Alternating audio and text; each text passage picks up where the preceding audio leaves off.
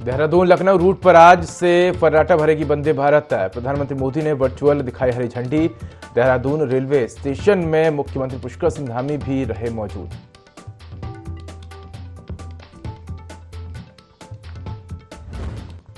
सोमवार को बीजेपी केंद्रीय चुनाव समिति की हुई दूसरी बैठक। आज बीजेपी जारी कर सकती है दूसरी लिस्ट। उत्तराखंड की 2 सीटों पर उम्मीदवारों का ऐलान संभव।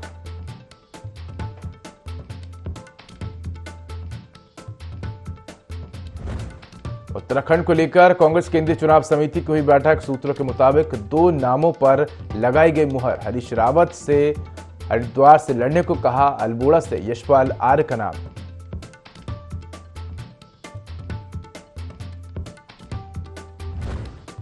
मुख्यमंत्री पुष्कर सिंह धामी का आज बाजपुर दौरा। बाजपुर में सीएम करेंगे रोड शो। लाभार्थी सम्मेलन में भी करेंगे शिरकत।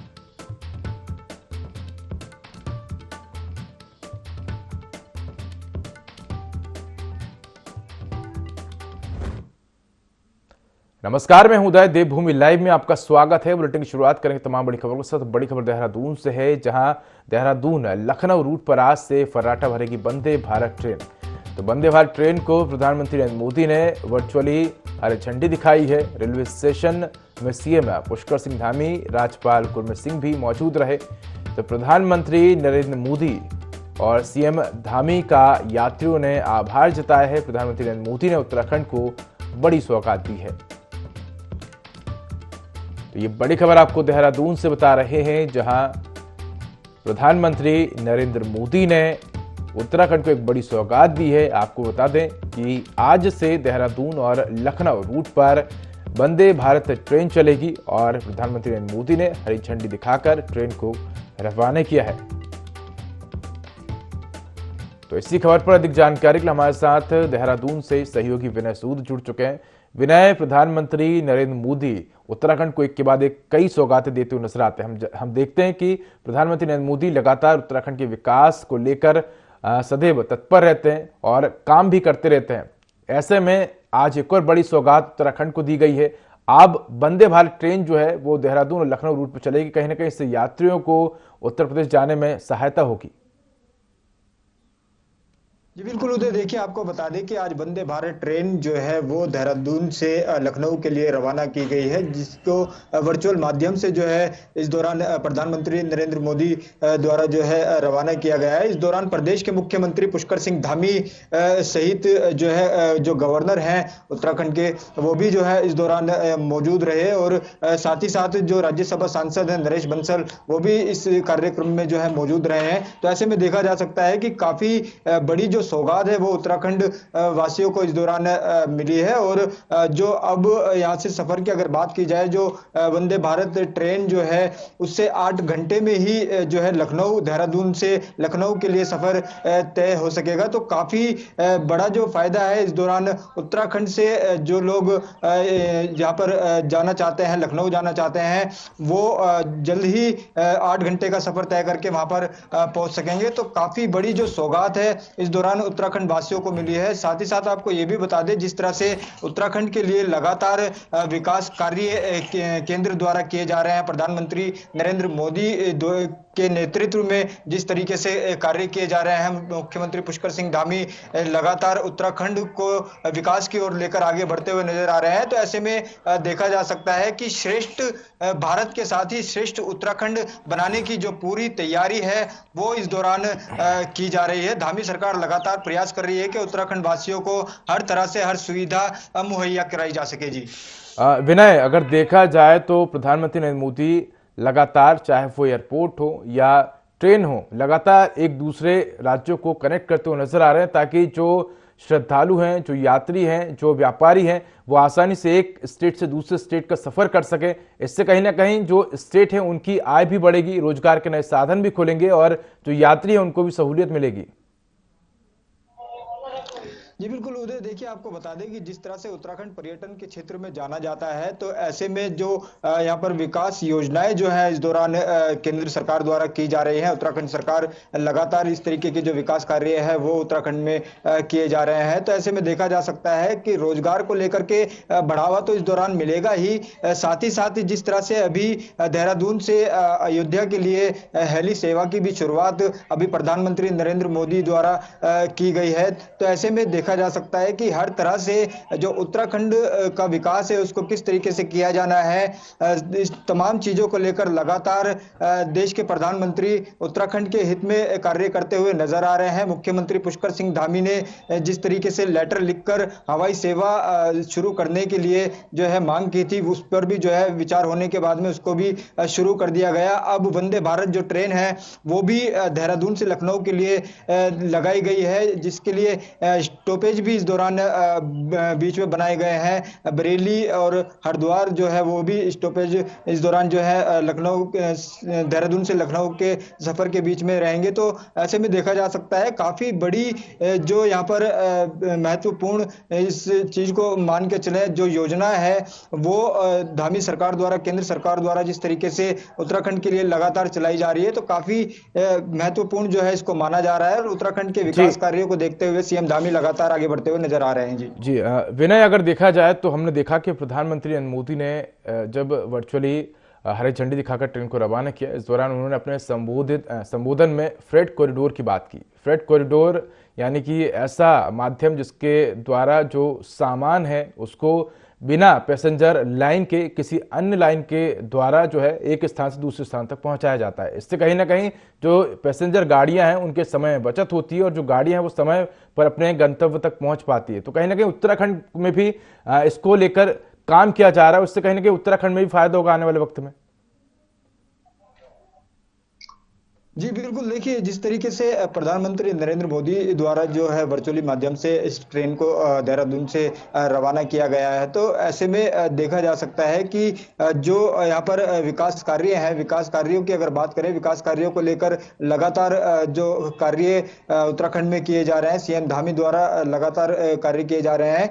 तो वहीं अब जो ट्रेनों की अगर यहाँ पर बात की जाए, तो जो ट्रेन है, ट्रेनों की जो समय सीमा इस दौरान रखी गई है उससे काफी जो है यहाँ पर महत्वपूर्ण फायदा जो है इस दौरान उत्तराखंड के जो लोग हैं उनको मिलता आ रहा है। और आगे भी इस तरीके से जो है यहाँ पर कार्य रहेंगे तो काफी महत्वपूर्ण जो है इसको माना जा रहा है। जी विनय, धन्यवाद आपका इस पर जानकारी के लिए। तो आपको बता दें कि आज प्रधानमंत्री नरेंद्र मोदी ने वर्चुअल हरी झंडी दिखाकर देहरादून और लखनऊ रेल लाइन के लिए वंदे भारत ट्रेन को हरी झंडी दिखाकर रवाना किया। और कहीं ना कहीं आने वाले वक्त में और भी ट्रेनों को प्रधानमंत्री नरेंद्र मोदी हरी झंडी दिखाकर रवाना करेंगे। इससे कहीं ना कहीं उत्तराखंड की जो गतिविधियां हैं, उत्तराखंड में जो पर्यटन है उसको बढ़ावा मिलेगा। तो रुक करते हैं अगली बड़ी खबर को। और बड़ी खबर देहरादून से है, जब देहरादून के सचिवालय में सीएम पुष्कर सिंह धामी की अध्यक्षता में मंत्रिमंडल की बैठक हुई और इन बैठक में कई महत्वपूर्ण बिंदुओं पर कैबिनेट ने सहमति दी है। तो बैठक में कैबिनेट मंत्री प्रेमचंद अग्रवाल, सतपाल महाराज, रेखा आर, सुबोध उनियाल, गणेश जोशी, धन सिंह रावत, सौरभ बहुगुणा मौजूद रहे। बैठक में शिक्षा विभाग में प्राथमिक शिक्षकों की भर्ती के लिए बीएड डिग्री की अनिवार्यता को समाप्त करने पर कैबिनेट ने फैसला लिया। इसके अलावा हरिद्वार और हर्रावाला के नए अस्पतालों को पीपीपी मोड पर देने सहित 10 बिंदुओं पर कैबिनेट ने अपनी मंजूरी दी है। गृह सचिव शैलेश बगोली ने कैबिनेट के फैसलों की जानकारी दी।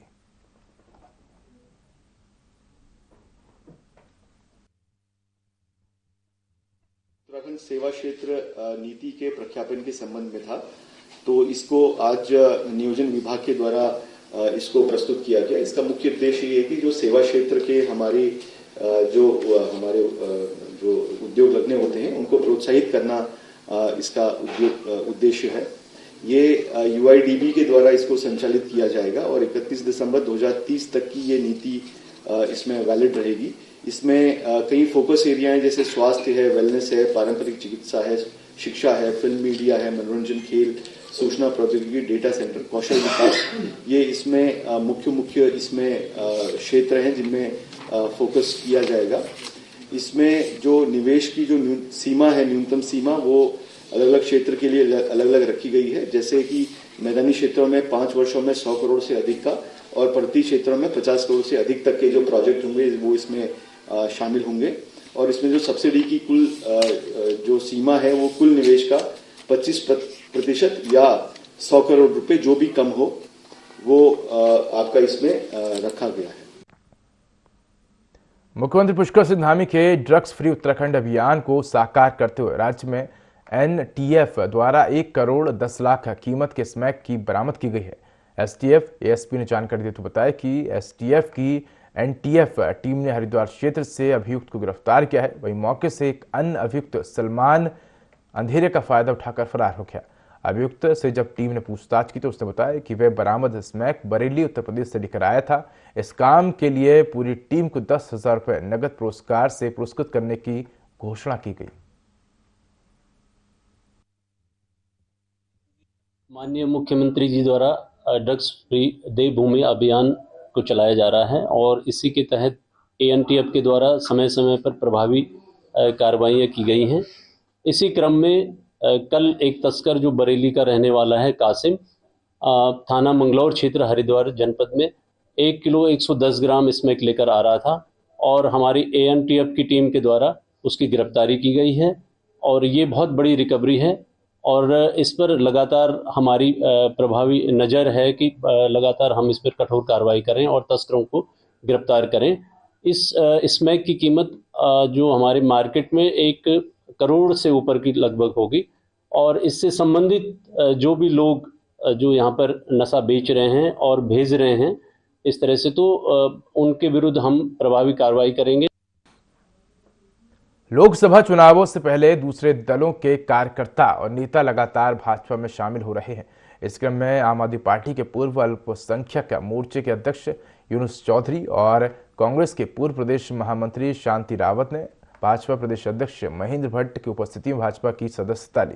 आम आदमी पार्टी के पूर्व अल्पसंख्यक मोर्चे के अध्यक्ष यूनुस चौधरी ने भाजपा में शामिल होने के बाद कहा कि वे देश के प्रधानमंत्री, प्रदेश के मुख्यमंत्री और भाजपा के प्रदेश अध्यक्ष की कार्यशैली से प्रभावित हुए हैं। साथ ही जिस तरीके से भाजपा के राज में प्रदेश में चौमुखी विकास हुआ है उससे वे प्रभावित हुए हैं। वहीं भाजपा प्रदेश अध्यक्ष का कहना है कि टिहरी और पौड़ी लोकसभा के बाद भाजपा का ध्यान अल्मोड़ा और नैनीताल ऊधम सिंह नगर सीट पर है और मतदान से ठीक एक दिन पहले तक भाजपा का सदस्यता अभियान चलने वाला है। हर्ष का विषय मेरे लिए आज कि मैं आज एक छोटा सा कार्यकर्ता भारतीय जनता पार्टी की सदस्यता मैंने ग्रहण करी है और हमारे तमाम साथियों ने सैकड़ों की संख्या में हमारे साथ जसपुर, काशीपुर, रुद्रपुर से आए सभी साथियों ने आज भारतीय जनता पार्टी की सदस्यता ग्रहण करी है। मैं उन सबका भी स्वागत करता हूं और अपने शीर्ष नेतृत्व आदरणीय देश के ओजस्वी प्रधानमंत्री श्री मोदी जी का, सम्मानित हमारे प्रदेश के ओजस्वी मुख्यमंत्री, युवा मुख्यमंत्री आदरणीय श्री पुष्कर सिंह धामी जी का, कि माननीय नरेंद्र मोदी जी के नेतृत्व में, माननीय धामी जी के नेतृत्व में जिस तरह से प्रदेश में चहुमुखी विकास और देश में चहुमुखी विकास भारतीय जनता पार्टी ने सबका विकास, सबका साथ, सबका विकास का नारा लगाते हुए जिस तरह से इस देश में विकास हुआ और जिस तरह से आज विकास की गति बढ़ी हुई है और सबसे ज्यादा प्रभावित में हुआ G20 से। जो G20 हमारे देश में हुआ, तमाम विश्व के लोग हमारे देश में आए, हमारे भारत में आए और उन्होंने भी माना कि माननीय मोदी जी के नेतृत्व में, माननीय मोदी जी के प्रधानमंत्री कार्यकाल में जिस तरह से हमारे देश में बहुत तेजी से काम हुए हैं, उन सबसे मैं प्रभावित होकर मैंने बीजेपी की सदस्य आज ज्वाइन की है। देखिए, पौड़ी लोकसभा, टिहरी लोकसभा के बाद हमारा ध्यान अब अल्मोड़ा, नैनीताल लोकसभा पर बढ़ा है और आज बड़ी संख्या में वहाँ के जो मुस्लिम समुदाय के लीडर थे, अनेकों दलों के लीडर थे, वो हमारे साथ जुड़े हैं और ये कुनवा बढ़ता चला जाएगा। पूर्व मंत्री हरक सिंह रावत को कांग्रेस हाईकमान ने बड़ी जिम्मेदारी सौंपी है। हरक सिंह रावत को आगामी विधानसभा चुनाव के लिए उड़ीसा का ऑब्जर्वर बनाया गया है। हरक सिंह हरिद्वार से टिकट के दावेदारों में शुमार थे, लेकिन जिम्मेदारी मिलने के बाद ये माना जा रहा है कि हरक अब चुनाव नहीं लड़ने वाले हैं। हरक सिंह रावत ने लोकसभा चुनाव लड़ने की इच्छा जताकर पूर्व मुख्यमंत्री और कांग्रेस के वरिष्ठ नेता हरीश रावत को भी गंभीर संकट में डाल दिया था। अब हरक सिंह को उड़ीसा शिफ्ट करने के बाद हरिद्वार सीट से पूर्व सीएम हरीश रावत का रास्ता साफ हो गया है। हालांकि कांग्रेस ने उत्तराखंड में अभी होने वाले प्रत्याशी की घोषणा नहीं की है। वहीं ईडी और सीबीआई से घिरे हरक सिंह को कांग्रेस हाईकमान ने ऑक्सीजन देने का काम किया है।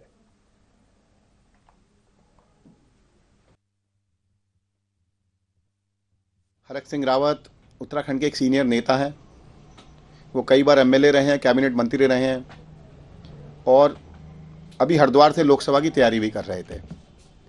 मुझे ऐसा लगता है चुनाव से ठीक पहले जिस तरह कांग्रेस ने उनको उड़ीसा में भेज दिया है, मुझे लगता है कांग्रेस भी उनको सीरियस नहीं ले रही है और जिस तरीके से उनके ऊपर सीबीआई का, ईडी का मुकदमा चल रहा है, मुझे ऐसा लगता है कि अब कहीं ना कहीं हरक सिंह रावत का राजनीतिक पारी समाप्ति की ओर है और ये हरक सिंह जी को भी सोचना चाहिए कि चुनाव से ठीक पहले कांग्रेस ने उन्हें उड़ीसा क्यों भेज दिया, किस कारण से भेजा। और मुझे ऐसा लगता है उत्तराखंड में अब हरक सिंह रावत की पारी समाप्ति की ओर है। मुख्यमंत्री कैंप कार्यालय में नियुक्ति पत्र वितरण समारोह का आयोजन किया गया, जिसमें मुख्यमंत्री पुष्कर सिंह धामी ने बतौर मुख्य अतिथि शिरकत की। इस दौरान सीएम ने विभिन्न विभागों और पदों पर चयनित अभ्यर्थियों को नियुक्ति पत्र वितरित किए।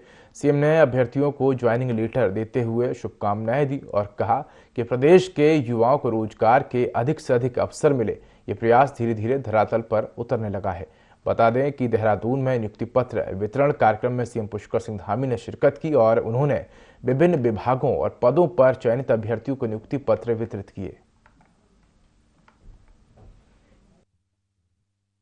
हमने 2021 में खेल नीति के तहत अंतर्राष्ट्रीय और राष्ट्रीय खेलों में जो हमारे पदक विजेता खिलाड़ी थे, उनको आउट ऑफ टर्न जो नौकरी देने का हमने वायदा किया था, आज उसको हम उस वायदे को धरातल पर उतरते हुए देख रहे हैं। इसके साथ ही हमने तय किया कि युवा जो है खेल की दुनिया में जो उत्तराखंड का नाम रोशन करेगा, उसकी भी हम हौसला अफजाई करेंगे, उनको सरकारी नौकरी देंगे। आप सभी जानते हैं कि ये बहुत लंबे समय से इसकी जरूरत भी थी और लंबे समय से हम सब महसूस करते थे कि इसको खिलाड़ियों के प्रोत्साहन के लिए इसको दिया जाए। पहले हो जाता तो और सब लोगों को मौका मिल गया होता और पहले अवसर मिल गया होता। पहले के समय में इस प्रकार का एक वातावरण नहीं था कि खिलाड़ियों का उत्साहवर्धन किया जाए, बल्कि खिलाड़ियों को हमेशा टरकाने का काम, उनको हमेशा कहीं ना कहीं टालने का काम हुआ है। उत्तराखंड में भाजपा ने लोकसभा चुनाव की तैयारियां तेज कर दी हैं। बीजेपी केंद्र और राज्य सरकार की योजनाओं से लाभान्वित लोगों तक अपनी पहुंच बनाकर उनको अपने पक्ष में करने की रणनीति पर कार्य कर रही है। लाभार्थी संपर्क अभियान के संयोजक और वरिष्ठ भाजपा नेता ज्योति प्रसाद गेरोला ने बताया कि ये अभियान चुनाव प्रचार के अंतिम दौर तक जारी रहेगा, जिसके लिए पार्टी ने अपने लगभग 25,000 कार्यकर्ताओं को लोगों से संपर्क बनाने की जिम्मेदारी सौंपी है।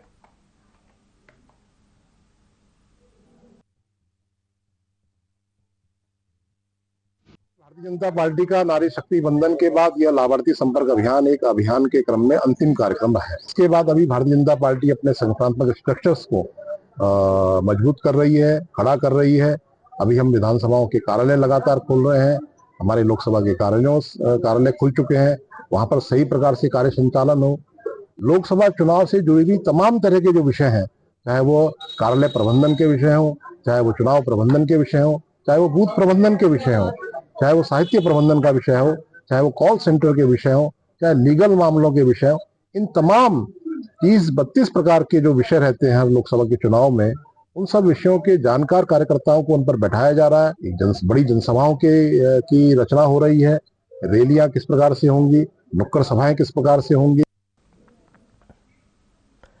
शहरी विकास मंत्री प्रेमचंद्र अग्रवाल ने स्मार्ट सिटी के कार्यों का निरीक्षण किया। इस दौरान उन्होंने अधिकारियों को दिशा निर्देश दिए। उन्होंने कहा कि निर्माण कार्यों को गुणवत्ता के साथ समय के भीतर पूरा किया जाए। साथ ही उन्होंने कहा कि यहां निर्माण कार्य पूर्ण होने के बाद लोगों को सुविधा होगी और जाम की समस्या से भी निजात मिलेगी।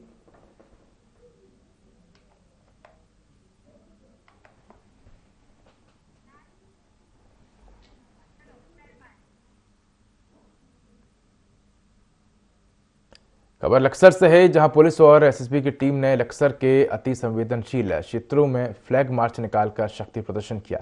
लोकसभा चुनाव के मद्देनजर सुल्तानपुर खड़ंजा, लक्सर सहित कई क्षेत्रों में फ्लैग मार्च निकाला गया। पुलिस के अधिकारियों के साथ लक्सर उपजिलाधिकारी गोपाल सिंह चौहान और एसपी देहात स्वप्न किशोर के नेतृत्व में फ्लैग मार्च निकाला गया।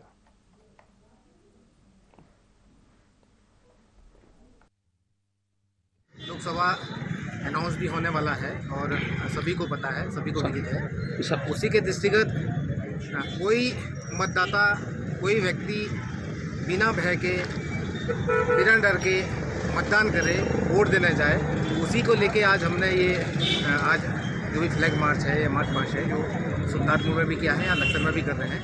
सर, सुल्तानपुर क्षेत्रों में फ्लैग मार्च निकाला गया है। लोगों से ये अपील की गई है, अपेक्षा की गई है कि वे आगामी लोकसभा चुनाव को शांतिपूर्वक संपन्न कराने में अपना सक्रिय और सकारात्मक योगदान दें। साथ ही विधि व्यवस्था की स्थिति शांतिपूर्ण बनाए रखें।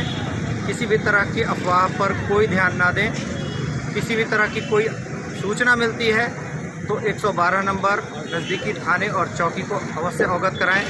पुलिस प्रशासन के द्वारा जो भी अपेक्षा की जा रही है, उन अपेक्षाओं को पूर्ण करने में अपना सक्रिय योगदान।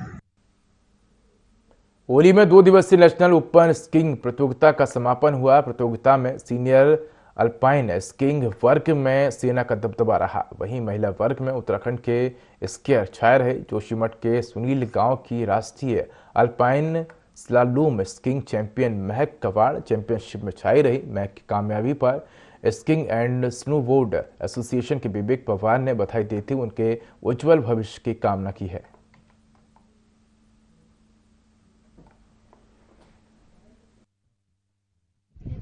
पाई और में भी मेरा गोल्ड मेडल रहा था जैनसलालम में। यहाँ पे जो होली में खेल हो रहा है, जिस हिसाब से स्नो पड़ा है उस हिसाब से अच्छा गेम हो रहा है।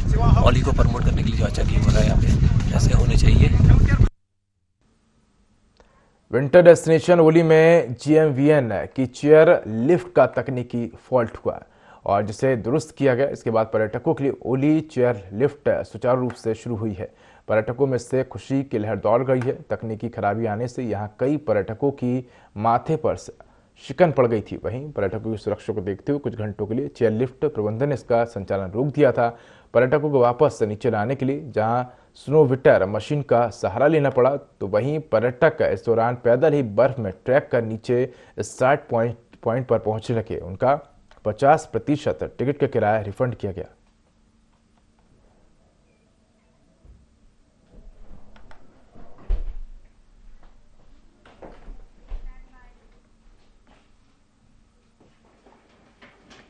सड़क के लिए ग्राम पंचायत के ग्राम प्रधानों ने गांव के लोगों के साथ मिलकर सांकेतिक धरना प्रदर्शन किया। ग्रामीणों ने चेतावनी देते हुए कहा कि अगर 2 दिन के भीतर सड़क की समस्या का समाधान नहीं हुआ तो फिर तीनों ग्राम पंचायत और उनके ग्रामीण लोकसभा चुनाव का बहिष्कार करेंगे।